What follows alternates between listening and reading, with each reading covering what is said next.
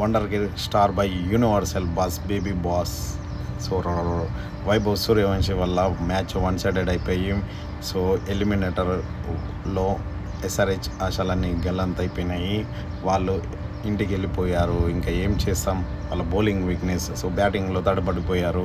So top order అయితే అసలు మొత్తానికి చేతులు ఎత్తేసారు. సో దీనివల్ల వాళ్ళ ఫైనల్కి వెళ్ళాలనుకున్న ఆశలు అయితే ఈ ఇయర్ కూడా గల్లంతైపోయినాయి. సో నెక్స్ట్ ఇయర్ చూడాలి వాళ్ళు ఏ ప్లాన్ తోటి వస్తారు, బౌలింగ్లో స్ట్రాంగ్గా ఉంటారు. So anyway congratulations to the RR.